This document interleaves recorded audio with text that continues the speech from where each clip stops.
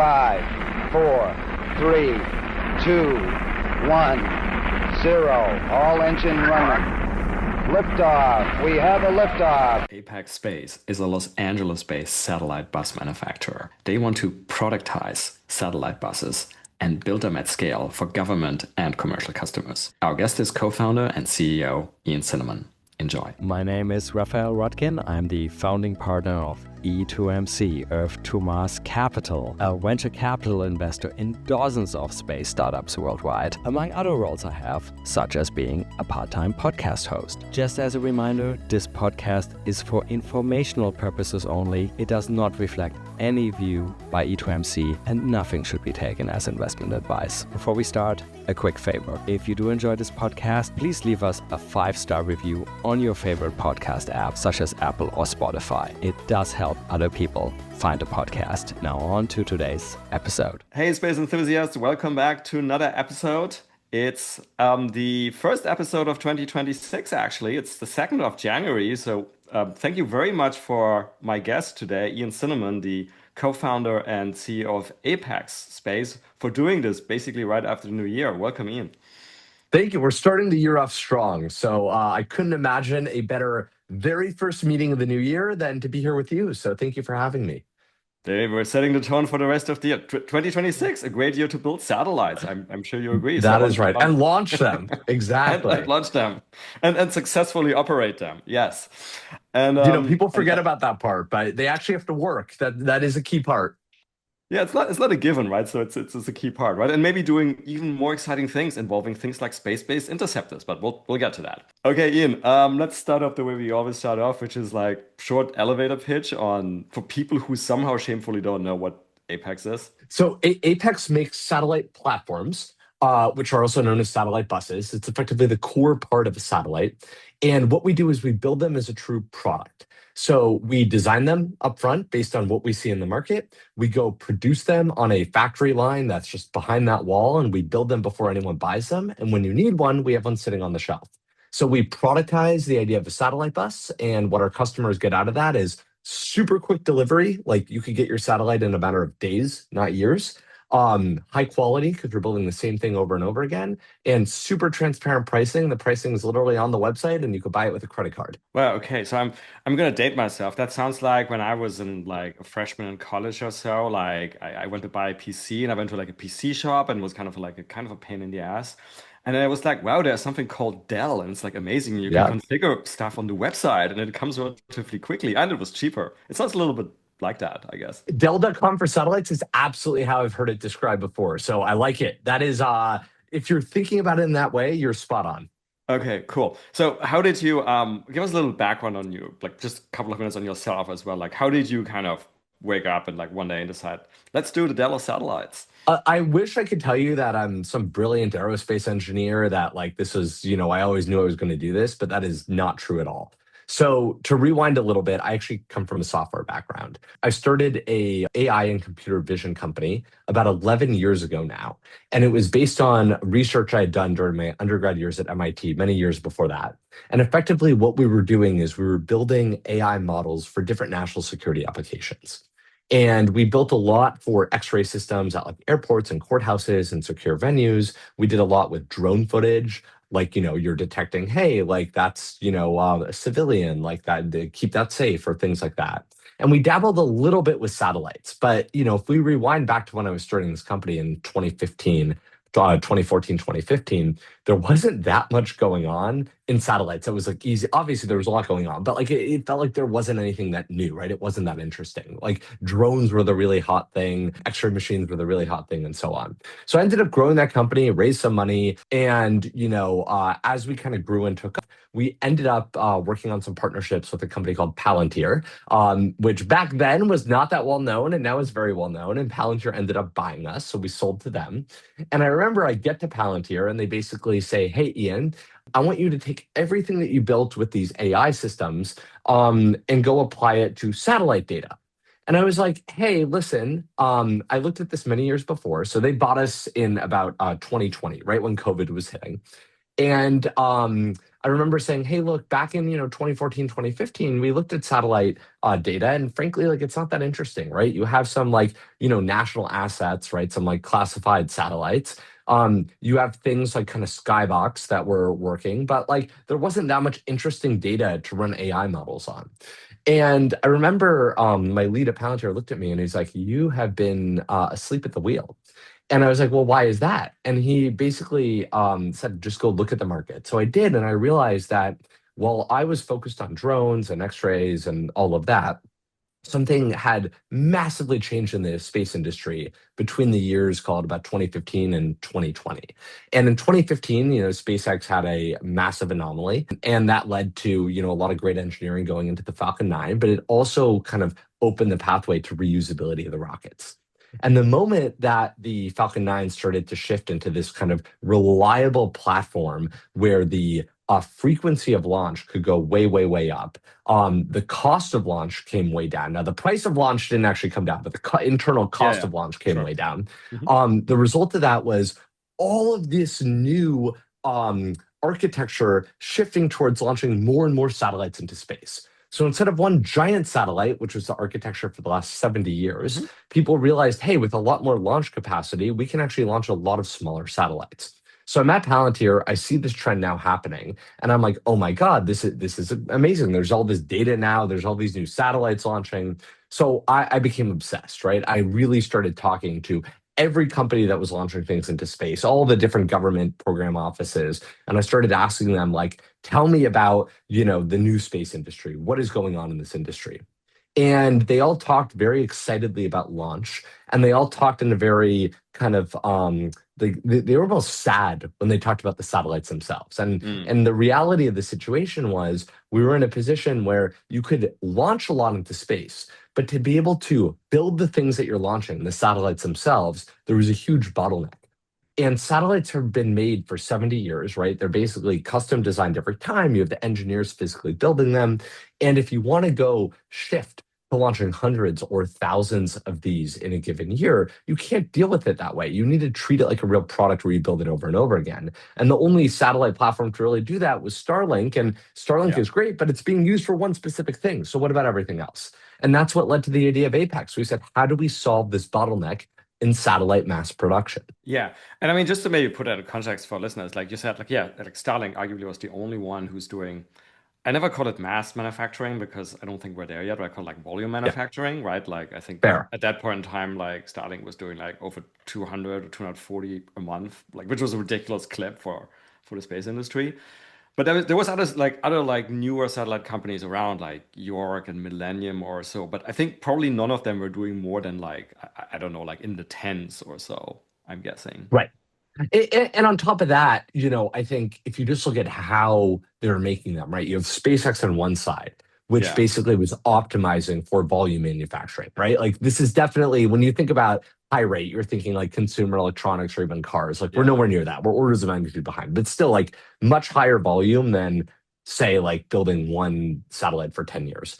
And when you look at the other companies like the Yorks or Millennium or Blue Canyon, those all existed, but and those are great companies, don't get me wrong, but they were still building things the same way, which Mm. was they would have a design and they'd kind of make it by hand, and they weren't really focused on the long term of high volume manufacturing. They were still building custom satellites every time. Yeah.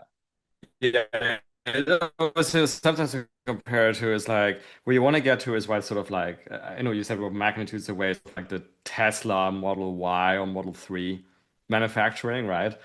But like most companies, it seems they're like in the like Bugatti manufacturing. There's like some like product, one product in the middle, and like dudes walk up and put like one piece on like at a time. I mean, Exactly, so exactly. And we have to get away from that which is why Bugattis are very expensive, and traditional and take satellites a are very long time, expensive. right? Like they're But doing 10,000 a year of yeah, those. yeah, exactly. But so when you guys kind of when you and your co-founder like decided to change that and like you said, productize it, how do you guys go about that? Sort of like, did you guys kind of take a clean sheet of paper, or did you sort of have some? I guess your co-founder, if I remember correctly, is from SpaceX. Was there some like knowledge you could build on, or how did you guys kind of actually come up with the new type of satellite manufacturing facility? So it was definitely not immediate, right? So it started out where I was at Palantir and I recognized this big problem in the market, right? I saw this opening. And I started chatting with my friend, Max, who's at SpaceX at the time. He's now obviously my co-founder, but we started chatting about it, call it back in 2021. And we spent in the beginning of 21. And then what ended up happening was I quit my job at Palantir to go explore this idea. I actually started working for a venture capital firm to kind of just see where the market was going. But I was really exploring this idea alongside with Max. And the two of us spent about a year and a half before we started Apex, just talking to customers, trying to understand the market, understanding if the idea that we wanted to do was even possible. Because for us, we recognized the problem, which was how do you make satellites a lot faster? Getting to the solution of productizing it was not immediate. And the thing is, when you productize something, effectively, you're shifting the customer mindset in a very different direction. Traditionally, in this industry, people who are buying these satellite platforms are used to having something custom made for them. And you need to now go to them and say, don't get your custom made thing. Buy this thing that we have off the shelf. It's not going to be a perfect fit for you, but it's going to be close enough. What that means is it might be overpowered, it might be a little overmass, but it'll let you do your mission, right? Your ConOps will still work. And that is a trade-off for people that they're not used to making. So Max and I spent about a year and a half talking to customers saying, if we were to do this, would you be willing to make that trade-off? What would the behavior have to be? What would the specs need to be? How big does this need to be? And what we realized was a one-size-fits-all satellite does not work for anybody, right? If you try to build something that works across multiple orbits, you end up with something massive that's overpriced that, it looks really cool and sounds really scientific, but like that's not actually how the industry works. Instead, what you need is a set of different products like a car, right? You have a small, medium, large, a sedan, an SUV, a pickup truck. And then within each of them, it's not one size fits all. You need different configuration packages. So for example, if you're doing a Earth sensing mission where you have a telescope looking down at Earth, you probably need better GNC performance, less jitter, things like that. Versus if you're doing a call it communications mission, maybe you need more power and you don't need to be pointing quite as accurately, right? So there's trade-offs that you need.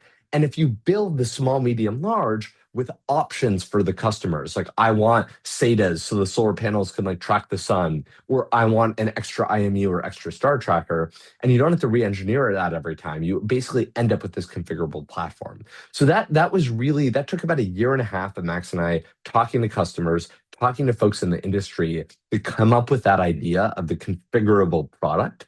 And then once we had that idea, we were like, let's go do it. But it took about a year and a half of just ideating on this and really trying to incubate it before we actually said we're founding Apex. So when you have these sort of like small, medium, large type standardized platforms, but you still want to offer this level of customization you mentioned for different types of missions to your customers, is that like a trivial thing to do in sort of what is, to my knowledge, still like not a very perfect supply chain for components?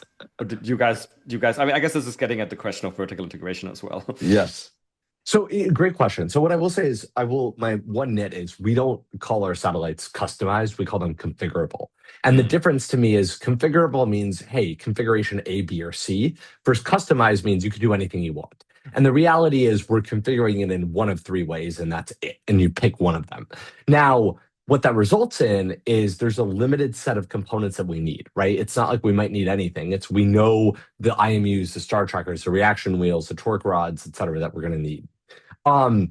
I wish so much that there was a robust supply chain.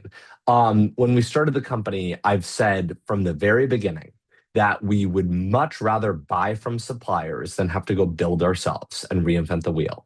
And to buy from a supplier, we need there to be a very fair price point, right? That works with our margins. We need there to be a robust ability for them to produce it. So I don't need one, I need 100 of them or 1,000. And we need the quality to be high. And as long as we could find a supplier that meets those three criteria, we're happy to buy. Unfortunately, most suppliers don't meet that criteria. Yeah. So the reality is, if you look at our satellites, we don't believe in just vertical integration for the sake of vertical integration. We believe in vertical integration because you need to.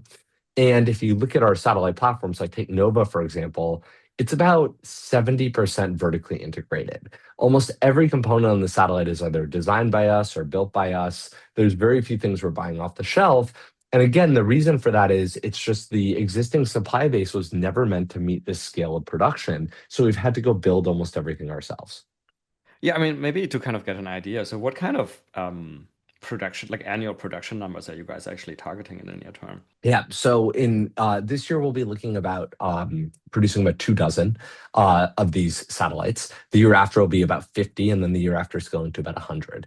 The Okay. facility that we're in now can support more than that. It's just what we're doing is we're trying to marry effectively the supply chain with when customers actually need it. Demand is very high, but what we've realized is somebody will say, I need 100 satellites. And if we say, great, we can deliver them tomorrow, they're like, no, no, no, my payload's not ready yet. I want them over a few months. So you got to just kind of match make that. Well, that's is. I mean, that's the kind. The entire industry is basically held up by like, the slowest or like the Yeah. biggest bottleneck And it thing, used to be right? the bus. And my pitch Yeah. was like when I first started Apex, the pitch I made was we want to be the first satellite bus supplier people do not hate. That was the Mm. entire pitch. And how do you do that? My whole point is as long as the bus is not the bottleneck, you're good. So that is the one goal. The bus will never be the bottleneck. Let something else be the bottleneck. Yeah, but that assumes that like it's no good wanting to produce 100 buses if I don't know you can't find 100 reaction wheels, right? Exactly. It's impossible to produce them then. It doesn't work.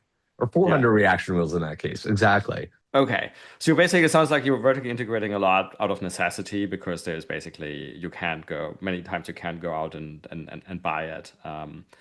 And I guess that you're clearly not the only ones, right? We see companies like SpaceX is obviously the key example, but even like Rocket Lab. I mean, Rocket Lab is interesting, right? They ended up buying some of the guys, right? Like the Yep. suppliers. And we've done that too, right? So early, or I was going to say earlier this year, but it's 26 now. So last year we Yeah. bought the assets for from phase four, Oh, right? To that's right. bring like Yeah. our EP side in house as well. So I think it's always when we say vertically integrate, right? There's multiple ways to do it. We could reinvent the wheel, or if there's an asset out there we could purchase, where we would love to go do that. Yeah. Is there any kind of particular part of supply chain component, just to finish up on that, that's like, come on, guys, really, please build this at scale. Like, it's important for the industry to move Uh, the space sector forward. I mean, there's pretty much like every component I wish people were building at scale, and I wish we didn't have to vertically integrate. I would say that, when you really look at it, the one of the areas that's been probably the biggest pain points, or the two that have been pretty big pain points, have been, I would say, solar panels and electric propulsion Mhm. systems. I wish that there were great suppliers out there. The reality is, like, we're now working to vertically integrate both of those because Okay. there's not. And I think we've done a really great job on both those. We work with suppliers on them across certain aspects.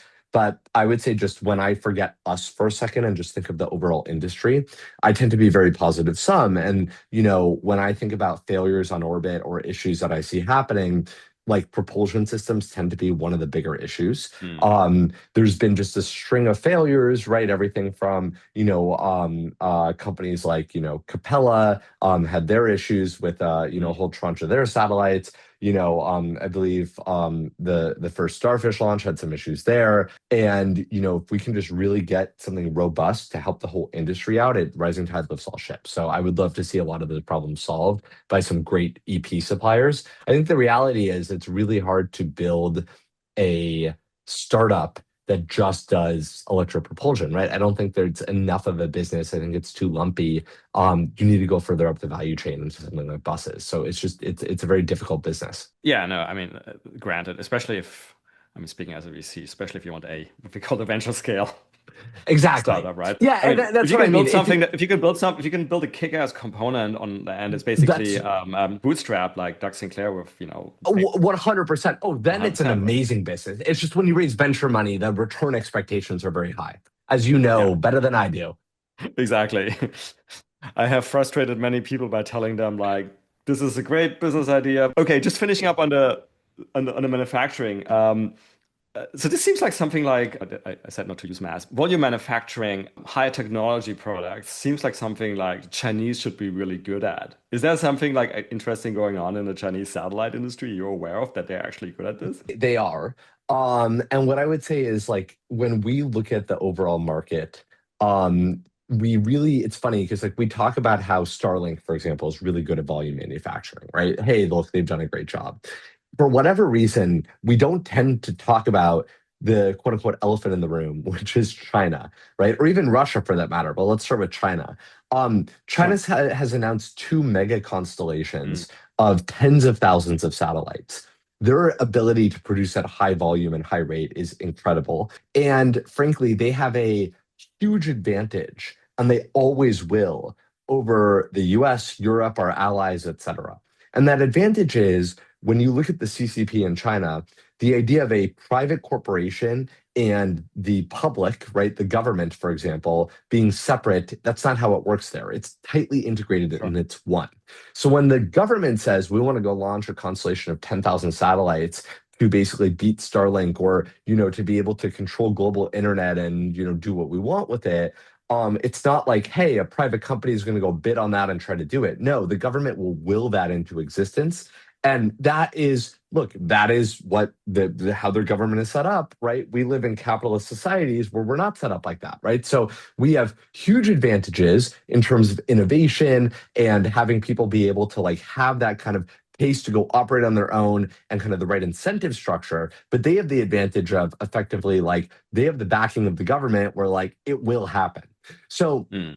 their ability to kind of organize en masse and go deliver on something is so far ahead of ours that it is scary, and it is something that we need to combat with our innovation and our ability to kind of use capitalism in the right way. So I look at that and I see them as honestly probably the biggest threat out there, right? A lot of people joke, oh, like, you're in the space race, like, oh, is SpaceX going to go beat Blue Origin, or will Blue Origin ever catch up, or how will Rocket Lab win? I think that's a terrible way of thinking. The right way of thinking is how are all of us, all those companies, all the satellite bus companies, right? Mm. The Apexes and all the big primes that manufacture great buses. How do we all come together and go beat the real enemy here, which is the CCP and which is Russia? And the focus on how do we compete with each other is ridiculous and a waste of everybody's energy. We need to compete against the real enemy here. And anyone who says otherwise is just full of crap. Let's shift a little bit to talk, just dive a little bit deeper on the product. So you mentioned you have these various configurable platforms, basically. Can you give us a little bit more detail what they look like? You kind of like just basic stuff. How big are those? How powerful? Absolutely. Kind of are they targeted at specific mission types? This kind of thing. So when we started the company, we basically talked to as many customers as we could, understood what the core missions were, and then said, let's go design platforms around that. So we started with the smallest one that we make. We call that Aries. That's actually named after my dog, Aries. And that is about 100 kilograms for just the bus, dry mass. So you could think of that as maybe about the size of a refrigerator or something in that realm. And that's really good for missions that are, think of it, that are kind of sensing, right? So looking down at Earth, looking out into space, anytime you need to install a telescope, low power comms missions, things like that. Then you go into our medium class. And in the medium class, we said, hey, look, for larger constellation operators that need a really robust system, what kind of platform do they need? So we picked a kind of an architecture that was fully dual string, right? This is now our Nova platform. It's a dual string architecture. The bus itself is about triple the mass, so about 300 kilograms versus an Aries. Nova is named after Max, my co-founder's dog. And that's really good for missions that range from things like space-based interceptors to missile tracking, missile warning, to kind of medium power communications missions, right? You could, on the base model, get about a kilowatt OAP out of that thing, and go even higher than that. And then on the largest side, we have what we call Comet. Comet is about 500 kilograms dry mass. So now that's about close to double a Nova. And that is designed with a very different architecture. It's designed to mount in a payload fairing like a stack of pancakes, one on Mm. top of another. It's a pretty flat architecture. And that can go really high power. So the base model of that has about 7 kilowatts OAP. but you could go to higher power versions of that and get, 10, 15, 20 kilowatts OAP, right? It's designed to have a very scalable power architecture. The cool thing about Comet is based on how we've architected that bus, basically the primary structure of it, kind of the metal components that hold everything together, are able to support significant mass. So even though the bus itself is designed for, call it, just in its standard kind of pancake kind of style mounting mechanism, it's designed for, call it, up to about a 500 kilogram payload. Really great for radar, communications, things like that. Think direct to device, broadband, radar payloads. If you want to put a lot more mass on that, like a bunch of space-based interceptors, it's really well designed for that. It's just a slightly different launch configuration. So we really tried to kind of pick the core gamuts across both commercial on the sensing side, but then on the kind of government side with kind of radar, missile tracking, missile warning, space-based interceptors, and that kind of realm. And then, so those were kind of our initial platforms. What was very interesting is we always talk about targeting any kind of market where proliferation of systems is really important. And obviously in low Earth orbit, that makes sense, right? You're closest to Earth. You need more satellites to cover the entire Earth. Proliferation makes a lot of sense. We started getting a lot of inbound requests for taking our smallest platform, Ares, and actually having that be a proliferated platform in GEO. So going to a much higher orbit.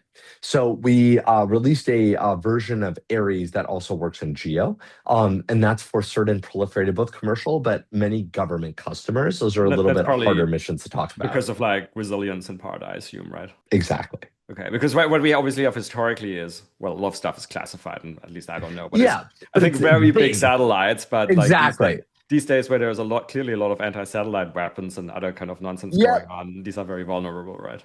That's exactly right. So you think about proliferating and you think about how do you protect the ones that are up there and things like that. So they said, hey, I want it small as possible, highly maneuverable. So we took our Ares platform and we said, great, like let's rate that up to GEO, put a 6 degree of freedom prop system on there and run with that. And we're excited to have several customers for that one now too. Okay, so the Comet, is that someone's dog as well? I have to ask. Yes.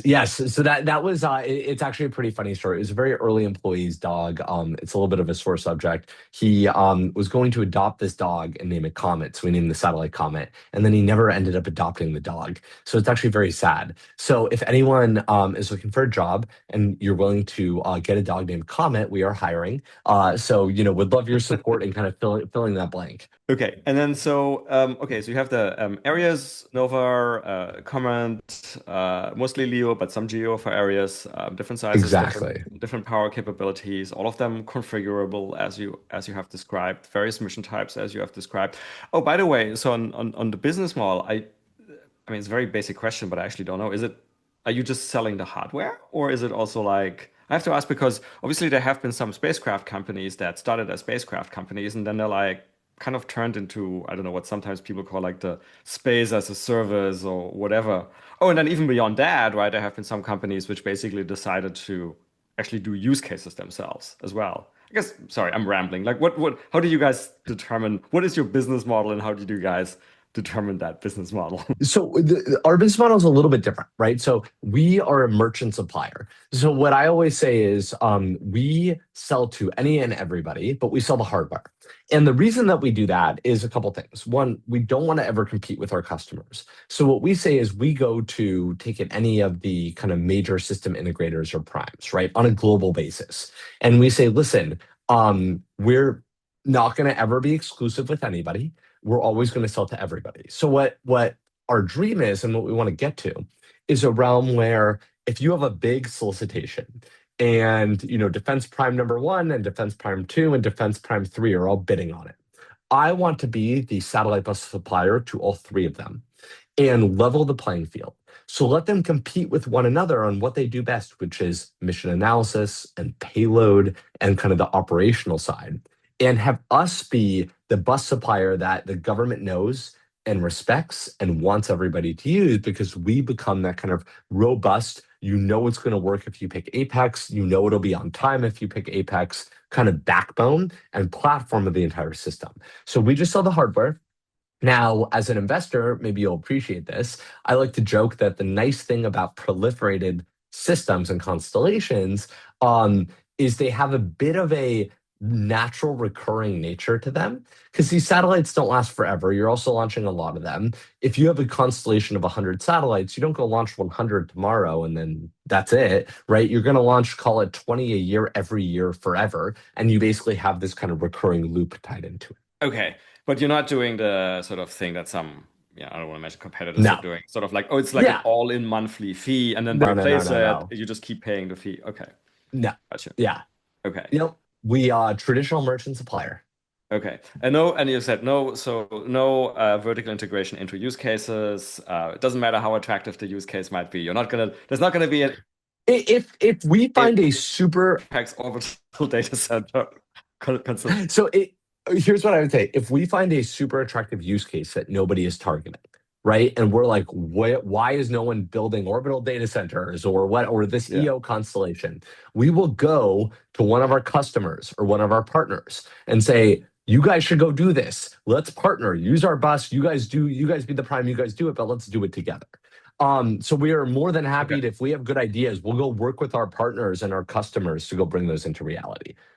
Okay, that makes sense. A very, very, very clear approach and clear for everyone.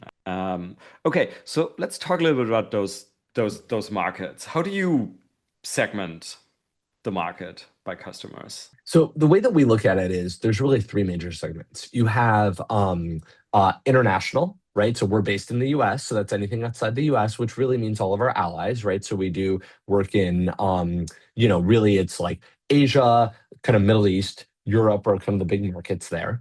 Then you have commercial, right, which is like selling to other companies. And then you have what we call US government.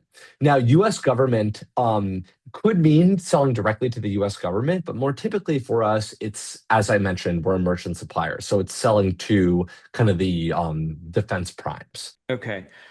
And on the international side, I mean, there's obviously, and obviously you can't sell to adversarial nations, so that just to state the obvious, but even among allies, right? So like, I'm originally from Europe, right? So there's a lot of the sovereignty talk right now. Yeah. And so a lot of companies are raising, well, not as much funding as you, but say for Europe, actually quite significant funding, rightly or wrongly. I mean, I'm sure you're seeing that as well, but you're saying there's still an opportunity to get into some of these international markets. I guess I saw you guys have some deal with a Hungarian telecom company. Did I see that correctly? That's correct. So, and to explain that a little further, right? A couple things. So we are just the platform provider, right? We just make the bus. And because of that, when it comes to international work, right, we are ITAR free, right? We only fall under EAR, which makes it really easy to do business internationally.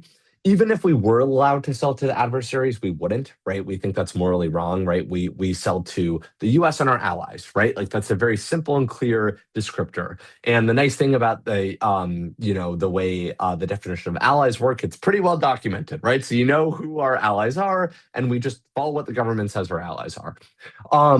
When it comes to how we think about working internationally, because we are just the platform manufacturer, we are usually able to still partner with folks who are in, call it, outside the US, right? In Europe or wherever it may be. And we say, we can help supply the bus. You're still delivering the sovereign system. We're just a component supplier to you. We're a tier one supplier, but we're the component supplier. The other element that we've explored and we've looked at that we're very excited about is, the building that I'm in here right now, sitting in Los Angeles, is called Factory One. And this is where we're able to produce over 200 satellites per year. We do vertical integration here. It's our headquarters and so on. But we call it Factory Number One because there'll be a Factory 2 and 3 and 4 and 5. And well, I think Factory 2 and 3 will likely be in the US based on some discussions that we're having, strategically located probably near other launch sites or things like that. We're like, for example, we're very close to Vandenberg Space Force Base. There's a discussion to be had about doing something in the Cape or in the DC area.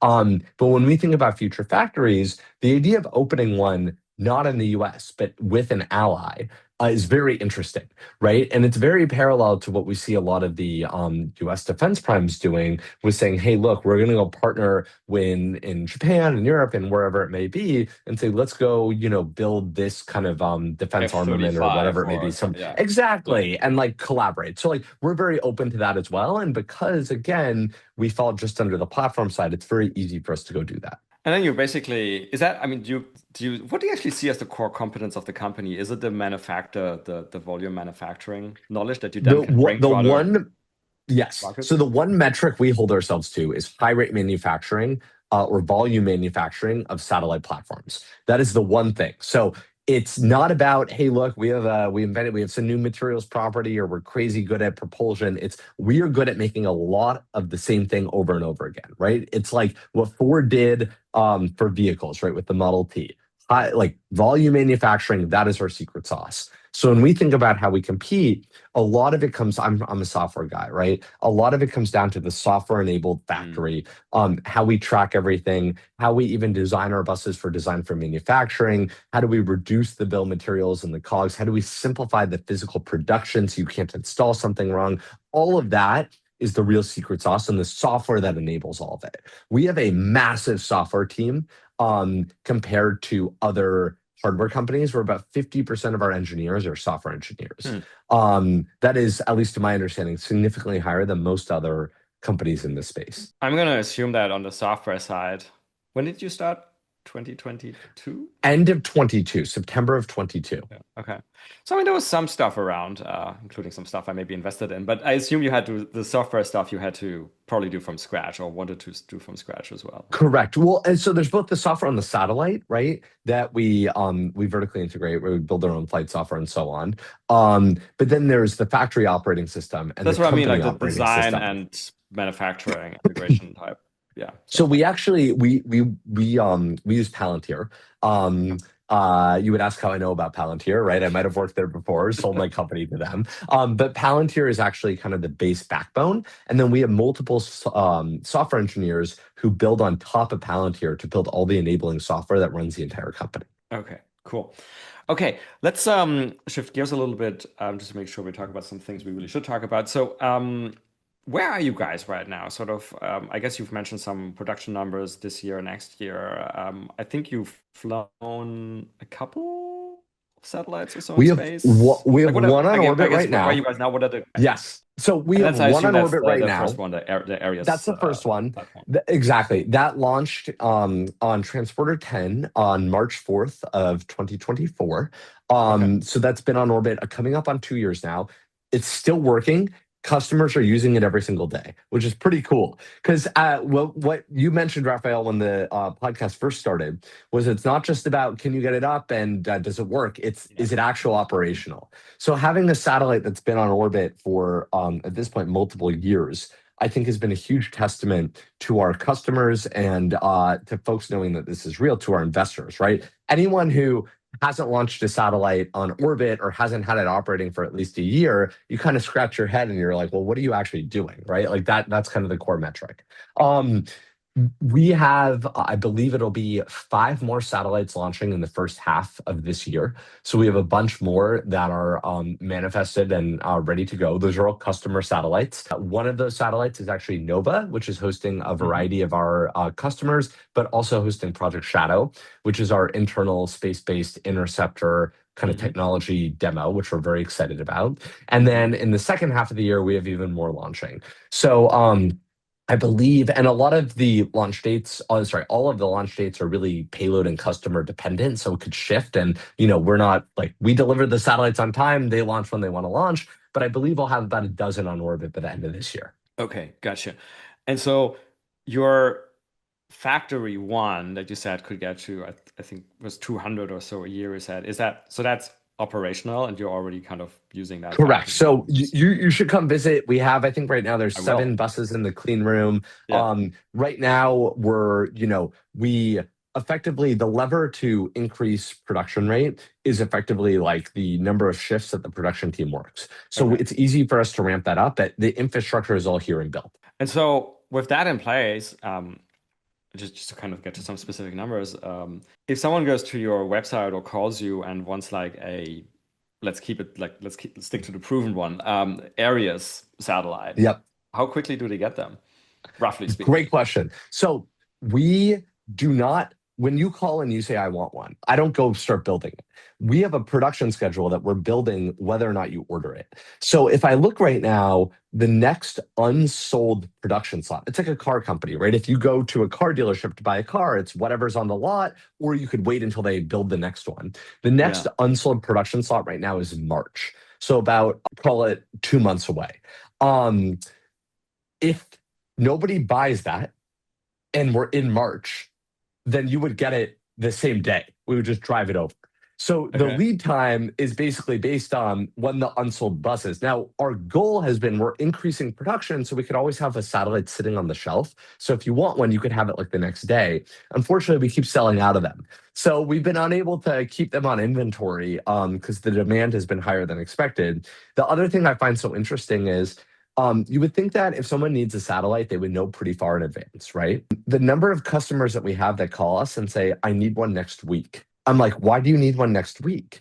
And they're like, I can't tell you. And we don't know all the reasons, but some of them are they bought someone else's satellite bus. It doesn't work. It didn't meet the specs. And they need to rapidly replace it. They have a launch date they're holding to and so on. So it is pretty cool. Like the number of people that want one very quickly is actually pretty high. Yeah. I mean, just to be clear, I mean, so what's sitting on a shelf is obviously the bus. I still have to kind of give you the payload, right? And I assume you quickly put in the payload. And some customers will integrate the payload themselves. Okay. So we could do it for them. That's a service we offer. But it could go either way. Okay, so Ian, the way we usually end the episodes is always the same question, which is basically favorite science fiction. What is, and it could be like movies or TV series.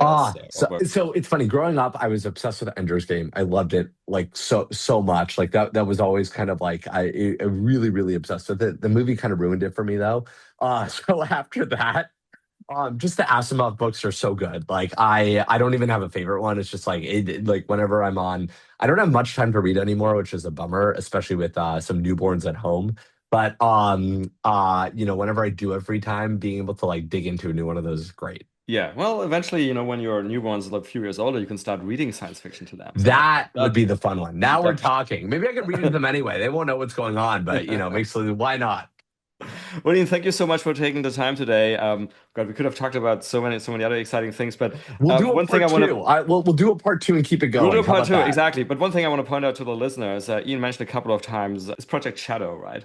Correct. Space-based interceptors, Golden Dome relationship. That is very cool, and people should kind of look it up. Go on our website. We have a whole like landing page on it. apexspace.com. We're also hiring a lot of people, truly. So you don't have to have a dog named Comet, but if you do, it's bonus points. But no, we're hiring so many folks right now. There's nothing cooler than seeing so much hardware go to space so rapidly for so many different customers. So please help us. All right, Ian, thank you very much. Have a good one, Raphael. Thanks. Yeah. And that's it for another nominal episode of the Space Business Podcast. And once more, if you enjoyed this episode, please leave us a 5-star rating on your favorite podcast platform, such as Apple or Spotify. You can follow us on Twitter at podcast_space. We're also on LinkedIn under the Space Business Podcast. Lastly, if you have any feedback, including ideas for guests, and that may even include yourself if you have an exciting space story to tell, or interested in becoming a sponsor, or really for any other suggestions, you can drop us an email at spacebusinesspodcast@gmail.com. Thanks so much for listening, and see you for the next episode.